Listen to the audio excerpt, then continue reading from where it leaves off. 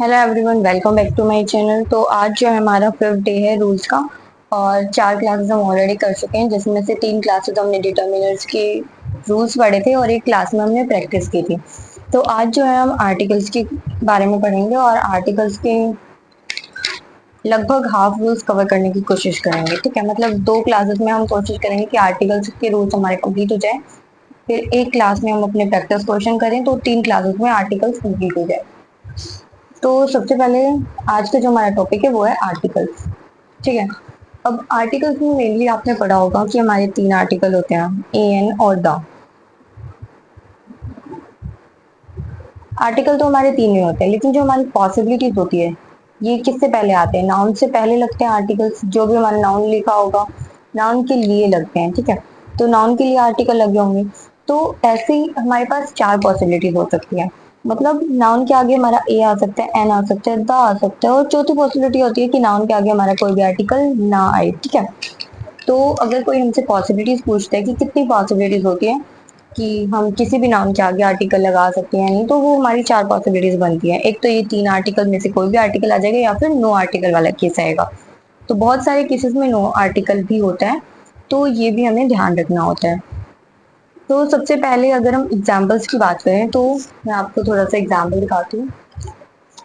जैसे कि I have bought a car. जब भी हमें कोई सिंगुलर नाउन दिख जाए, जिसकी सिंगुलर नाउन मतलब कार है, कार का कार्स भी हो सकता है, मतलब ये काउंटेबल सिंगुलर नाउन है। जब भी काउंटेबल सिंगुलर नाउन हमें दिख जाता है तो उसके आगे हमें कोई ना कोई आर्टिकल लगाना पड़ता है, या तो ए या एन। ए या एन तो हम जब लगा देंगे जब हमारा क्या होगा, डेफिनेट चीजें होंगी, मतलब सॉरी, इनडेफिनेट चीजें होंगी। डेफिनेट हमारा दाखिले लगता है। और इस केस में जैसे I am going to temple, जब कॉमन सी चीजें होती हैं, ऐसी जगह टेम्पल में हम क्या करने जाते हैं, पूजा ही करने जाते हैं, ये ऑलरेडी डेफिनेट है। हमें पता है टेम्पल किस लिए यूज किया जाता है, पूजा करने के लिए। तो ऐसी जगह जो कि डेफिनेट ऑलरेडी होती है, उनके आगे हमें दा लगाने की जरूरत नहीं पड़ती, क्योंकि ये खुद ही अपने आप में डिफाइन कर रहे हैं अपने वर्क को। तो ऐसी जगह पे हमें कोई आर्टिकल लगाने की जरूरत नहीं पड़ती। सबसे पहले अगर हम ये देखें कि ए कहाँ लगेगा, एन कहाँ लगेगा, दा कहाँ लगेगा, तो वो देख लेते हैं। ए और ए और एन तो आप लोगों को पता है वो साउंड का डिफरेंस होता है, वो हम करेंगे। उससे उसके अलावा पहले हम ये देख लेते हैं कि और दा में और इन में क्या क्या डिफरेंस है, मतलब ये कहाँ कहाँ लगते हैं। जैसे कि लेट सपोज कि हमारे पास 5 बॉल्स रखी हैं। अब इनमें से ये रेड कलर की हैं, ये ब्लू कलर की हैं, और बाकी सारी ग्रीन कलर की हैं। ठीक है, ये तीनों क्या है, हमारी ग्रीन कलर की है। अब अगर मैं आप लोगों को बोलती हूँ कि मुझे कोई भी एक बॉल लेके दो, गिव मी अ बॉल, अगर मैंने आपको बोला, तो आप क्या करोगे, कोई भी एक बॉल उठाओगे और मुझे दे दोगे, लेकिन आपको ये नहीं पता कि मैंने कौन सी बॉल मांगी। मतलब बहुत सारी पॉसिबिलिटीज बन गई है। 5 पॉसिबिलिटीज है कि हो सकता है आप ग्रीन दो, हो सकता है आप रेड दो, ब्लू दो, कोई भी दे सकते हो आप, क्योंकि मैंने डेफिनेट करी ही नहीं है। तो आप मुझसे पूछोगे, अगर मैं आपको बोलती हूँ गिव मी अ बॉल, तो आप पूछोगे विच वन, मतलब कौन सी।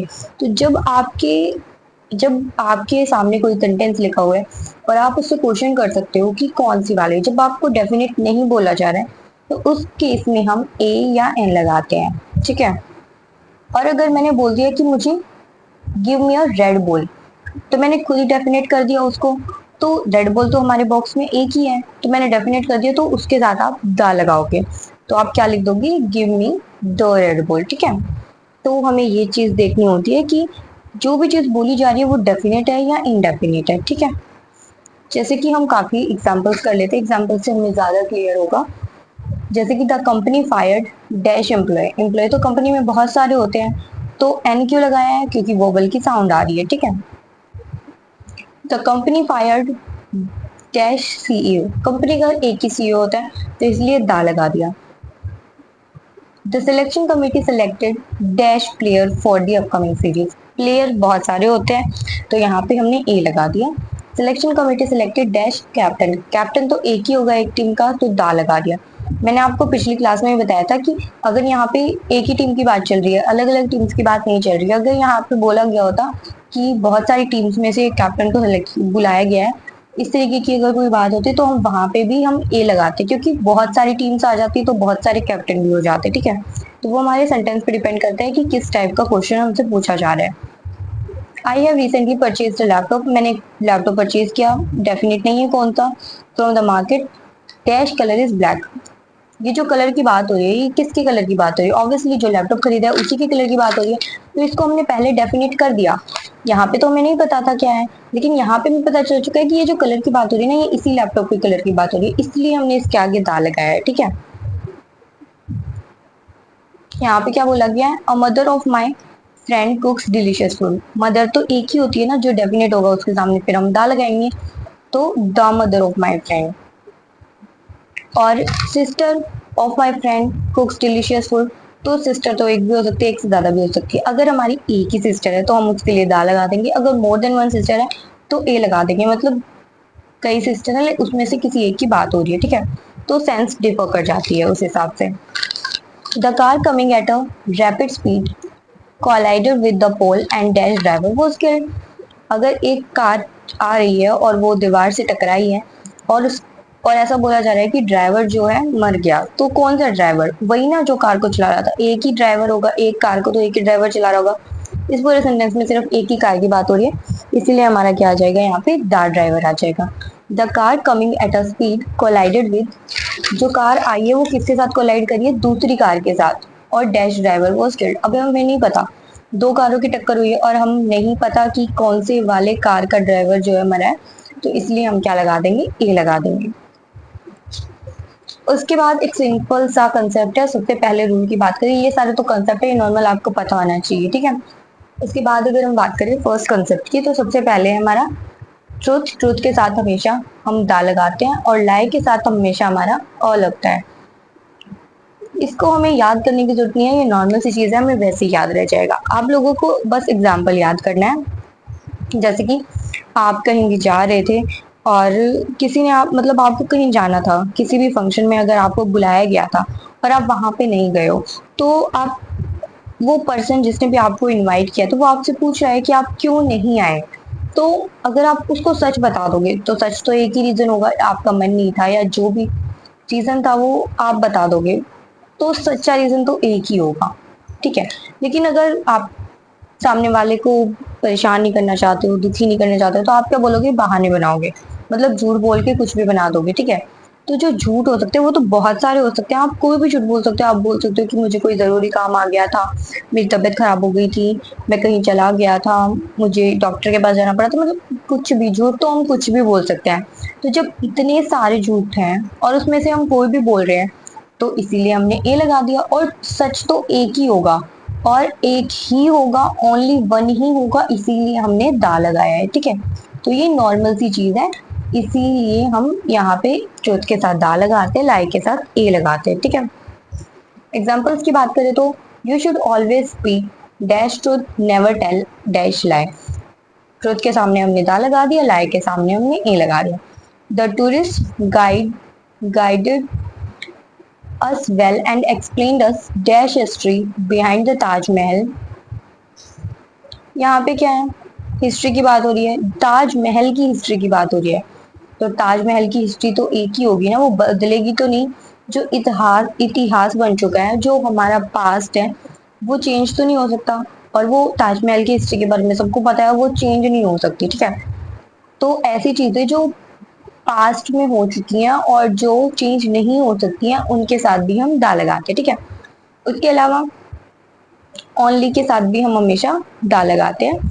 Ram is the only friend I have. ठीक है, उसके अलावा एक बहुत इंपॉर्टेंट कंसेप्ट आता है आर्टिकल्स के अंदर, उसकी हम बात करेंगे। उसमें क्या है, जैसे कि नॉर्मल चीज है जो मैंने आपको बताया था, नो आर्टिकल वाला केस, जैसे कि टेम्पल हो गया, स्कूल हो गया, रेलवे हो गया, ऐसे यूनिवर्सिटी हो गया, प्रिजन हो गया, स्टेशन हो गया। जब आप ऐसी चीजों को देखते हैं, आपके दिमाग में सबसे पहले क्या आता है?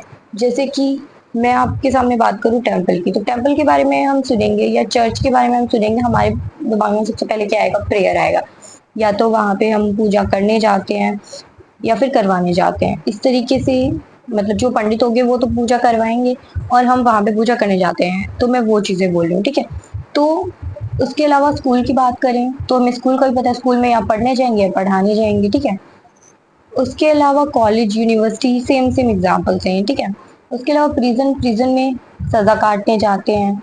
इस तरीके से स्टेशन पे हम ट्रैवल करने के लिए जाते हैं। एयरपोर्ट, हॉस्पिटल, हॉस्पिटल में कोई बीमार होगा तभी जाएगा, अपना इलाज करवाने जाएगा। तो इस तरीके के बहुत सारे वर्ड्स होते हैं और इन वर्ड्स के सामने हम कभी भी आर्टिकल नहीं लगाते हैं। ये कौन से वाला केस है? नो आर्टिकल वाला केस। आर्टिकल क्यों नहीं लगाते हैं? क्योंकि ये अपने आप में ही डेफिनेट है। इनको पढ़ के ही हमें पता चल रहा है कि ये तो, अगर हम इस जगह जा रहे हैं तो हम क्या ही काम कर रहे होंगे, ठीक है। तो इसलिए हम इनके सामने आर्टिकल नहीं लगाते हैं। कुछ केसेस में इनके सामने आपको आर्टिकल मिलेगा। अब वो क्यों लिखा होता है? वो इसलिए लिखा होता है, जैसे कि मान लो आपका कोई फ्रेंड हॉस्पिटल में है और आप उसको विजिट करने गए हो, आप उससे मिलने गए हो, तो आप क्या करने गए हो? अगर मैं आपसे पूछती हूँ कि आप हॉस्पिटल क्या करने गए थे, तो आप क्या बोलोगे? मैं अपने फ्रेंड से मिलने गया था। तो हॉस्पिटल में वैसे सुनने में, अगर हम हॉस्पिटल वर्ड सुनते हैं तो हमें पता है हम इलाज कराने जाते हैं, लेकिन आप वहाँ इलाज कराने नहीं गए, आप किसी और काम से गए थे। तो जब हम जो जो चीज जिस जो भी चीज जिस चीज के लिए बनी हुई है उसके अलावा वहां कुछ और काम करते हैं ना, तो उस केस में हम दा लगाते हैं। जैसे टेम्पल में आप किसी अपने फ्रेंड से मिलने गए थे, पूजा करने नहीं गए, तो फिर आप क्या करोगे? दा लगा दोगे टेम्पल के आगे। इसी तरीके से स्कूल में, प्रिजन में, स्टेशन में, मतलब जो जिस चीज के लिए वो बना है उसके अलावा आप कुछ भी करने चाहते हो ना ऐसी जगह पे, तो हम दा लगाते हैं। जैसे कि she is going to temple to offer prayer, prayer करने जा रही है तो दान नहीं लगेगा। She is going to temple to meet her childhood friend, किसी फ्रेंड से मिलने जा रही, प्रेयर करने नहीं जा रहे तो दान लग जाएगा। I am going to the hospital to meet my injured friend, friend से मिलने जा रहे हैं हॉस्पिटल तो दा लग जाएगा, ठीक है। ये बहुत इंपॉर्टेंट कंसेप्ट है और इस पे काफी ज्यादा क्वेश्चन आते हैं, तो इस कंसेप्ट को आप जरूर याद रखना, ठीक है। तो इन सारे केसेस में नो आर्टिकल वाला केस है। और आता कब है? जब कोई डिफरेंट काम करे, जब कोई हम डिफरेंट वर्क करते हैं इसके अलावा, तो उस केस में हमारा दाल लगता है, ठीक है। इसके अलावा अगर हम नेक्स्ट कंसेप्ट की बात करें, तो जैसे कि नाउन है हमारा, हम आर्टिकल किसके सामने लगाते हैं? नाउन से पहले लगाते हैं ना। जैसे कि अ टीचर, ये हमारा नाउन हो गया, ये सीधा सीधा आर्टिकल हो गया। उसके अलावा अ गुड टीचर, मतलब ये तो हमारा नाउन हो गया, ये एडजेक्टिव हो गया। उसके बाद ये जो आर्टिकल लगा तो अभी भी टीचर के लिए ही है। उसके अलावा अ वेरी गुड टीचर, मतलब इस तरीके से चाहे हम कितनी ही चीजें लगा दें, हम बीच में कितने ही एडवर्ब लगा दें, कितने ही एडजेक्टिव लगा दें, ये यहाँ पे एडवर्ब आ गया, मतलब ऐसे ही हम बीच में और भी एडवर्ब लगा सकते हैं। लेकिन ये जो आर्टिकल लगता है ना, ये हमेशा इसी नाउन के लिए लगता है। ये आर्टिकल हमेशा इसी नाउन के लिए लगेगा, ये आर्टिकल हमेशा इसी नाउन के लिए लगेगा। मतलब क्या है, कई बार हमारे सेंटेंस में वो क्या करके देते हैं कि यहाँ पे इन्होंने ए लिखा, इतना बड़ा बीच में पता नहीं क्या क्या लिख दिया, एडवर्ब, इतने सारे एडवर्ब घुसा दिए, इतने एडजेक्टिव डाल दिए, इतना बड़ा सेंटेंस कर दिया, और जो हमारा ये जो नाउन आ रहा है ना जिसके लिए ये आर्टिकल लगा है, ये अगली लाइन में जाके आपको मिलेगा। तो फिर आप उसको डिफ्रेंशिएट ही नहीं कर पाते कि ये एक गलत है, या आप पता ही नहीं लगा पाते। तो ये चीजें आपको ध्यान देनी है। यहाँ पे अगर हमने टीचर्स लिख दिया ना तो यहाँ पे ए नहीं आ पाएगा, तो ये सेंटेंस हमारा गलत हो जाएगा। यहाँ पे कभी भी टीचर्स नहीं आ सकता, ठीक है। तो हमें ये चीज ध्यान रखनी है कि जब भी हमारा आर्टिकल लगा होता है वो नाउन के लिए ही लगा होता है।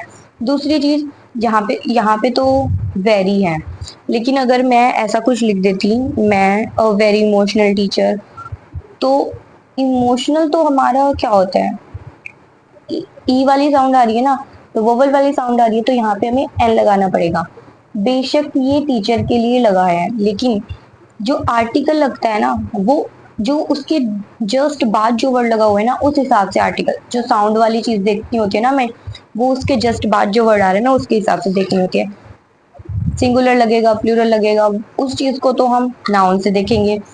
और जो हमारा किस फॉर्म का आर्टिकल लगेगा, ए लगेगा, एन लगेगा, दा लगेगा, उस चीज को हम ए या एन लगेगा उनमें से हम जो जस्ट बाद में वर्ड है उसके हिसाब से देखेंगे। यहाँ पे वेरी था तो ए लगा दिया, गुड था तो ए लगा दिया, टीचर तो दा ए लगा दिया, ठीक है।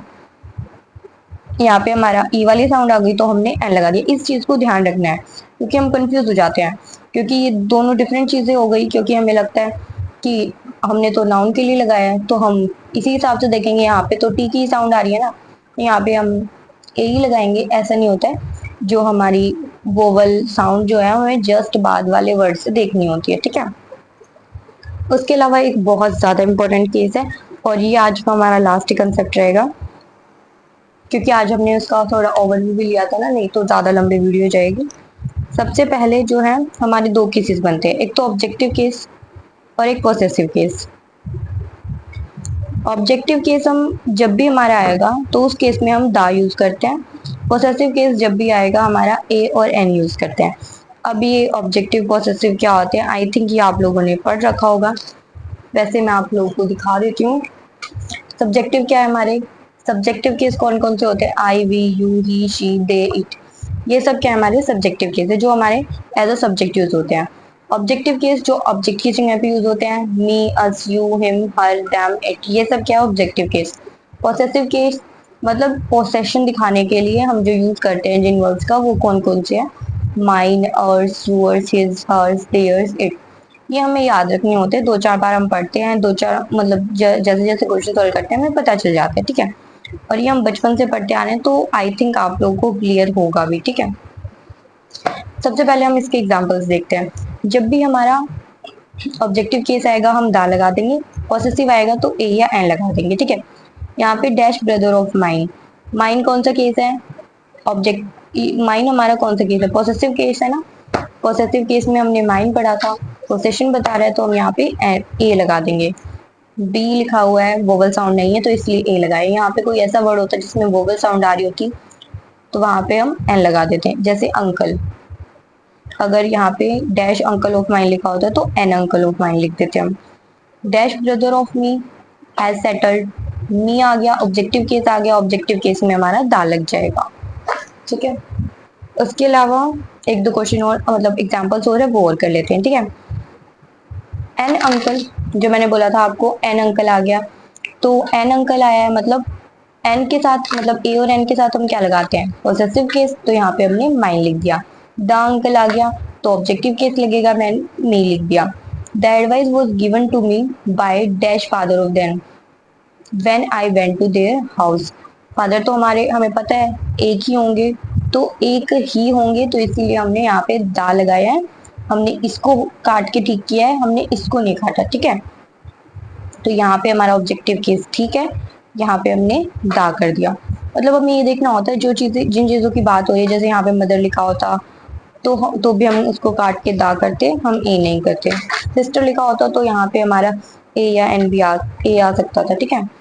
Everyone paid heed to dash truth of ours, यहाँ पे ट्रूथ की बात हो रही है, ट्रूथ के लिए अभी हमने पढ़ा था कि दा लगता है हमेशा, तो यहाँ पे दा आएगा और इस अर्स को हटा के हम अस कर देंगे, ठीक है। तो गाइस आज के लिए हम इतना ही रखते हैं, अभी आर्टिकल्स के काफी कंसेप्ट बचे हुए हैं, तो एक या दो क्लास में हम इनको फिनिश कर देंगे। और तब तक आप लोग अच्छे से अपनी तैयारी करते रहिए, और इसकी डीपी मैं आप लोगों के साथ शेयर कर दूंगी, उसको लगा लेना। और डिटर्मिनर्स की आई थिंक आप लोगों ने लगा ली होगी, अगर नहीं लगाई है तो आप लगा लेना। और गाइस इसके अलावा जो भी आपको डाउट वगैरह होते हैं वो आप कमेंट सेक्शन में पूछ सकते हो या फिर ग्रुप में पूछ सकते हो। जो डीपीपी मैं शेयर करूंगी वो ग्रुप में ही करूंगी। जिन लोगों ने भी ग्रुप को ज्वाइन नहीं किया अब तक वो ग्रुप ज्वाइन कर लेना, मैं डिस्क्रिप्शन में लिंक प्रोवाइड कर दूंगी। आप लोग अच्छे से अपनी तैयारी करो। All the very best guys for your upcoming exams.